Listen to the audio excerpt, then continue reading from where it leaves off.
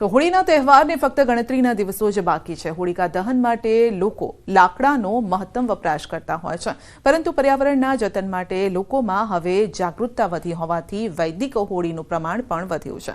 આ વૈદિક હોળીમાં ઉપયોગમાં લેવામાં આવતા મટીરીયલ ગાયના છાણમાંથી તૈયાર થાય છે। અમદાવાદ મહાનગરપાલિકા હાલમાં બાકરોલ અને દાણી નીમલા કરુણા મંદિર ખાતે મોટા પાયે છાણમાંથી બેસ્ટ સ્ટીક અને ટિક્કીઓ તૈયાર કરી રહી છે। મંદિરોમાં પણ આ મટીરીયલનો વપરાશ વધ્યો છે।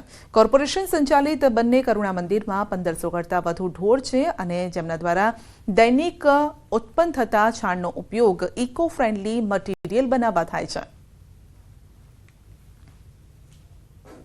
हिंदू संस्कृति में वैदिक होळीનું અનેરું મહત્વ રહ્યું છે અને હોળીના એ પવિત્ર પર્વમાં સમગ્ર ભારત વર્ષ તેને ઉજવતું છે, પરંતુ સાથે જ અમદાવાદ મહાનગરપાલિકાના સીએનસીડી જે વિભાગ છે તેના તરફથી જે કરુણા મંદિરો આવેલા છે, જેની અંદર શહેરમાં રખડતા જે ઢોરો છે તેને સાચવવામાં છે, પરંતુ તેનો એક નવતર પ્રયોગ છે એ મહાનગરપાલિકાનો સીએનસીડી વિભાગ અહીં કરી રહ્યો છે। ખાસ કરીને જ્યાં હું ઊભો છું આપ જોઈ શકો છો તે કરુણા મંદિર છે બાકરોલનું, અને અહીં જે આપણે સ્ટીક દેખાઈ રહી છે આ સ્ટીક છે જે ગાયનું જે છાણ છે એ છાણમાંથી આ સ્ટીક બનાવવામાં આવી છે। આવી ટીકી પણ બનાવવામાં આવી છે, એટલે સ્ટીક અને ટીકી એ બંને અલગ અલગ પ્રકારની બનાવે છે, જેના કારણે જે તમે વૈદિક હોળી કરી રહ્યા છો તેમાં આનો ઉપયોગ કરી શકો છો।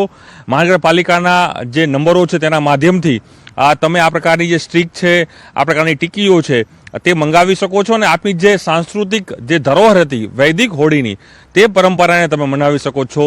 પ્રતિદિન કહી શકાય કે મોટી સંખ્યામાં આ પ્રકારની જે સ્ટીકો છે તે મહાનગરપાલિકા છે તે બનાવી રહી છે અને સીએનસીડી વિભાગ છે અલગ અલગ જે શહેરીજનો છે જે લોકો માંગી રહ્યા છે તેને અલગ અલગ રીતે અહીં આપી રહ્યા છે અને એક પવિત્ર વાતાવરણ, કારણ કે ગાયનું અનેરું મહત્વ રહ્યું છે, એમાં પણ ગાયના જે છાણ છે, ગાયનું જે મૂતર છે તેનું અનેરું મહત્વ રહ્યું છે, ત્યારે આ પ્રકારની સ્ટ્રીક બનાવીને મહાનગરપાલિકા એક નવતર પ્રયોગ છે તે અહીં હાથ ધરી રહી છે। કેમેરામેન લેસો સાથે પ્રણવ પટેલ, ન્યૂઝ 18 અમદાવાદ।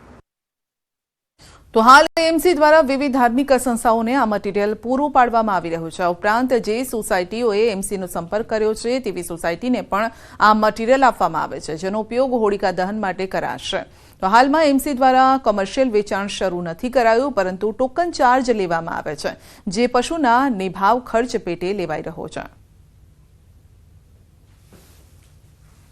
આ વખતે અમદાવાદની ઘણી સોસાયટીની અંદર અને જાહેર માર્ગો ઉપર આ વૈદિક હોળી કરવામાં આવશે। દિવસે દિવસે તેની ડિમાન્ડ અમારી પાસે આવતી જાય છે, વધારે માત્રામાં આવે છે, પરંતુ લિમિટેડ સોર્સના કારણે ઘણી જગ્યાએ અમે આપણે વાત કરીએ કે જે સ્ટીક છે લાકડાની ગાયના ગોબરમાંથી બનાવેલી એ અમે પ્રોવાઈડ કરીશું।